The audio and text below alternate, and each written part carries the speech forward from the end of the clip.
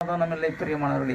சமாதானத்தை தேடி எங்கெல்லாம் போகிறார்கள், பிரயாணப்பட்டு பணத்தை செலவு செய்து சமாதானம் கிடைக்குமா, ஒரு நிம்மதி கிடைக்குமா, ஒரு விடுதலை கிடைக்குமா என்று சொல்லி பல இடங்களில் நாம் சுற்றி திரிகிறோம், போய் வருகிறோம்.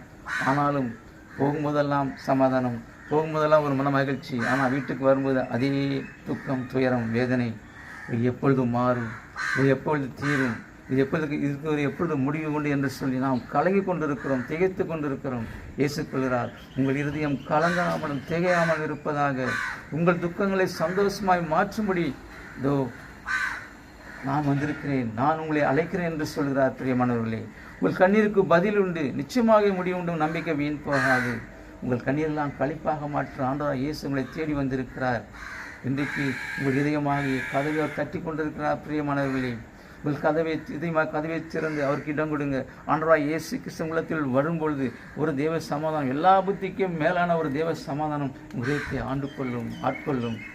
அப்பொழுது உங்களுக்குள் இருக்கிற கவலைகள் மாறும், துக்கங்கள் மாறும். பிரியமானவர்களே, நாம் வாழ்ந்த நாட்களிலே நாம் கண்ணீரோடு வாழ்கின்ற அவசியம் இல்லை. பிரியமானவர்களே, சொல்கிறார், அவர் உங்களை விசாரிக்கிறவராக இருக்கிறபடினாலே உங்கள் கவலையெல்லாம் அவர் மேலே வைத்து விடுங்கள், உங்கள் பாரத்தை எல்லாம் அவர் மேலே வைத்து விடுங்கள்.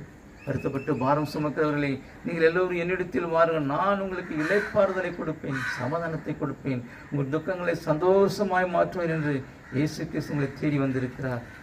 என் அன்பு தாய்மார்களே, இரவிலே தூக்கம் இல்லாதபடிக்கு கண்ணீர் விட்டு கதறிக்கொண்டிருக்கிற, இப்படிதான் வாழ்க்கை இருக்குமா, என் எதிர்காலம் எப்படி இருக்கு, என் பிள்ளைடைய எதிர்காலம் எப்படி இருக்கு என்று சொல்லி ஒவ்வொரு நாளும் வேதனைப்பட்டிருக்கின்ற உங்களுக்கு சமாதானத்தை கொடுக்கும்படியே வந்திருக்கிறார். உங்கள் பிள்ளைகள் சந்தோஷம், உங்கள் பிள்ளைகள் சமாதானம் பெரிதாக இருக்கும் என்றே சொல்கிறார்.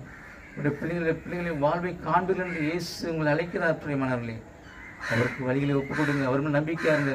கர்த்தர் உங்களை ஆசிரியத்து உயர்த்த வல்லவரும் மேன்மை உள்ளவராய் உங்களோடு கொண்டு வழி நடத்துவார். ஆமென்.